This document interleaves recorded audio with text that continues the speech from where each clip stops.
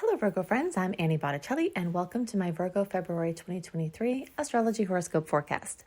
This is for you if Virgo is your sun sign, your moon sign, your rising sign, or any other placement of Virgo that you're watching for. What we're going to talk about here is part of your astrological picture. And if you're a very late degree Virgo friend, so September 15th birthdays to the rest of the sign, or like 23 degrees or so through the rest of the sign, I also suggest you listen to my Libra report, since you very late degree friends will benefit from both readings.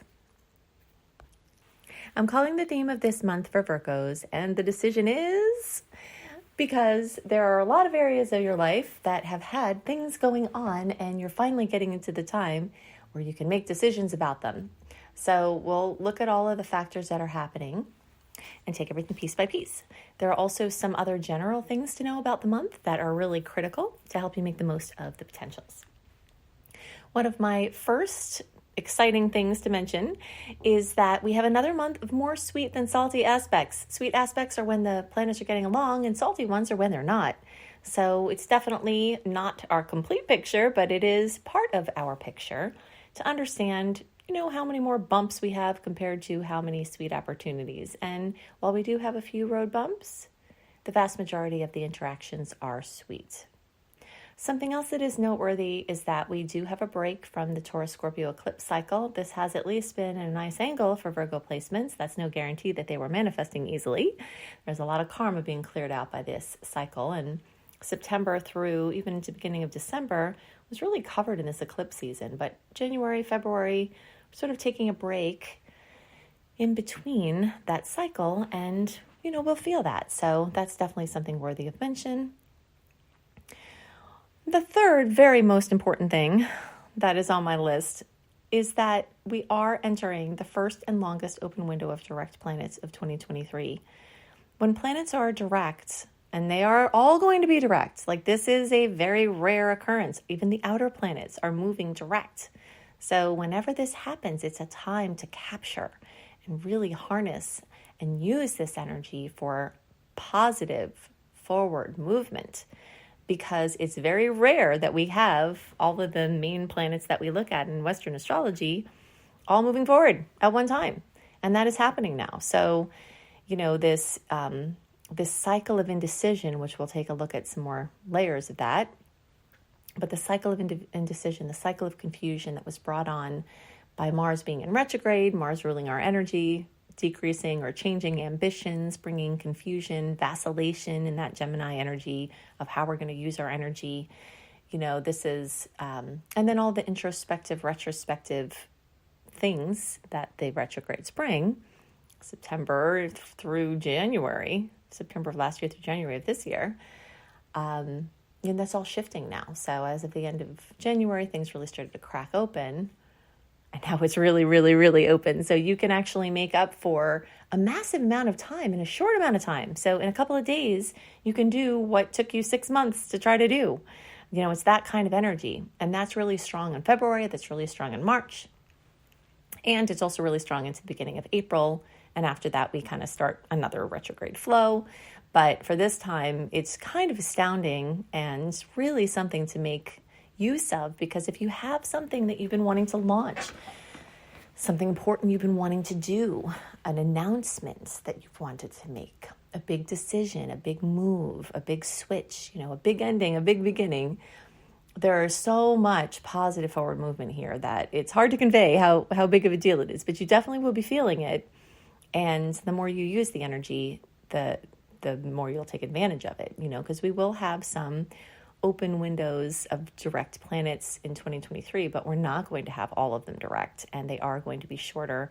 And this is the only one that also has the zest of Aries placements. We have Venus moving into Aries this month. Then, of course, in March, we'll have the Sun join Aries. We already have Jupiter there, and that is the energy of action, So this is definitely a time to start making decisions. So let's look at some of these things that you've been working with. Mars has been retrograde for you all, moving through Gemini, since last summer, fall or winter for you all down under. And that activates your 10th house of career, work, employment, father figures, your place out in the world, whether you're getting paid for it or not, passion projects, things that you do for free, if you're retired, if you're just kind of helping people with your gifts, all of that's in the 10th house. And when Mars being in retrograde, like it has been for you, it could have made you feel a little more lazy in your work. It could have done the opposite and made you obsessed in certain things. It could have, made you try to use your energy more efficiently and work smarter. It could have made you take a step back and really reconsider whether the work you're doing is what you want to do and what you want to do in the future. And because of the Gemini energy, there's a good chance that you've been vacillating between two options in any area of life, but, especially in something with work. Do I stay or do I go? Do I take the new job or do I don't? Do I, try to get more irons in the fire, or do I stay put? There's a lot of vacillation energy that's happening, especially in that sector of your life. Do I talk to my dad about the money I need help with, or do I talk to my dad about that thing I want to tell him? There's a lot of this type of thing going on for Virgo placements. So hopefully now that it's been direct for a little while, we're not completely out of the shadow of it, but hopefully you'll start to have that clarity and make those decisions. And if you don't feel ready, then don't worry, because as Mars gathers more strength, as Venus gets into Aries, which is more action-oriented compared to where it is now in Pisces, which is a little more emotional, as the month goes on, hopefully the clarity will come if you don't have it already, which will help you make decisions in your work sector and with other things.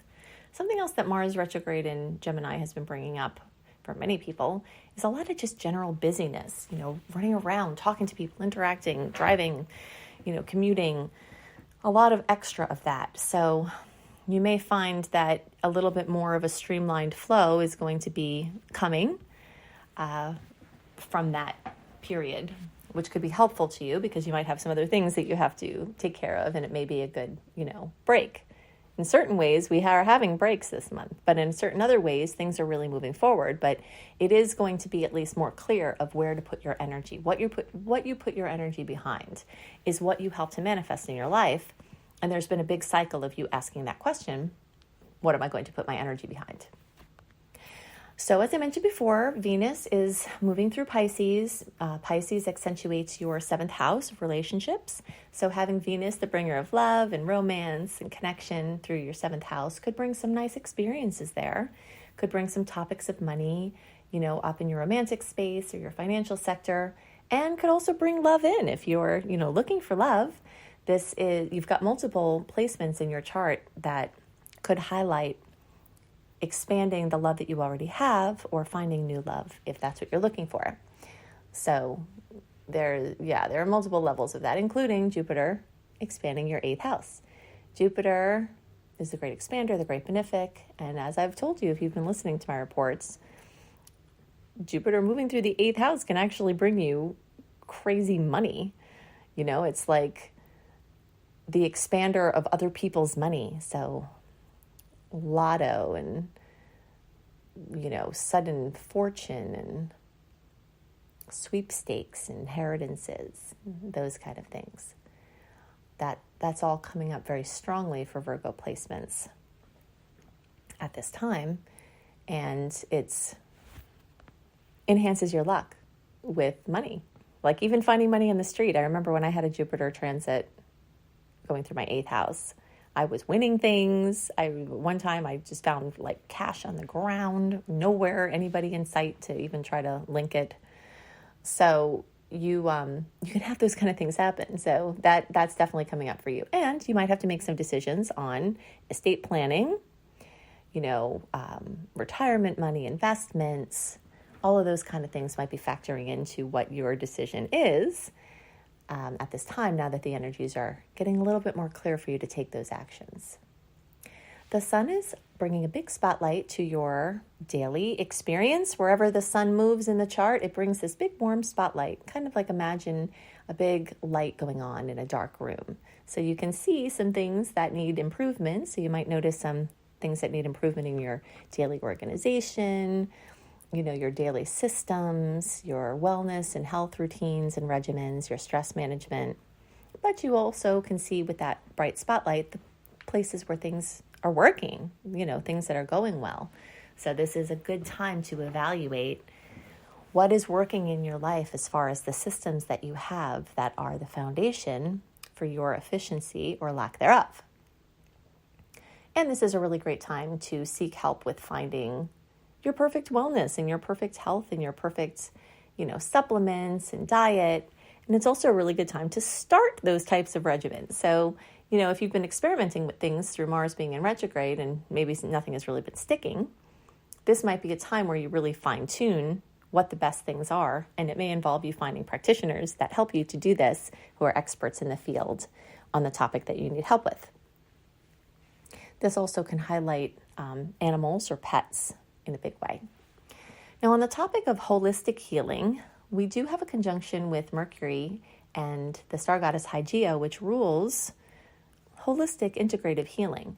And that energy is all in your fifth house of your passion. So if you're a person who has recently or who has always been interested in healing work, or into medicine, especially holistic, meaning, body, mind, spirit, there is some special energy for Virgo right now. There's this beautiful trine that's occurring, and there's something exciting about it. It's very practical. It's very down to earth because it's in this Capricorn energy, which is where the trine is coming from for your earth sign, but it's happening in your house of passions, so there could be something noteworthy that occurs regarding progress or movement, with your education process for your wellness, or doing something like that for work, or just as a passion project.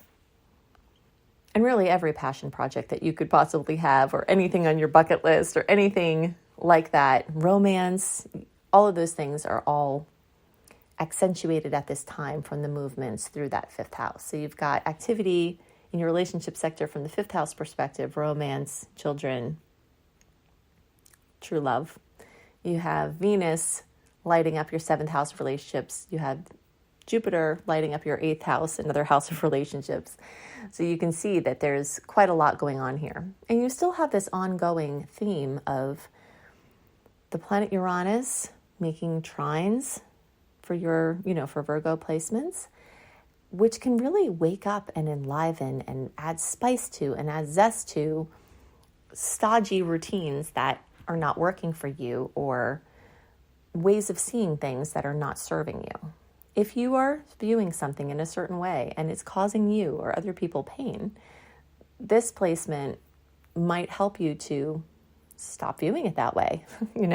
We can't always change how we see things, but sometimes if we realize that how we're seeing something is causing a lot of problems for us or for people that we love, there could be this sudden awareness of the need to change something and the will to do it, especially now that Mars is direct. There'll be more oomph behind the decisions.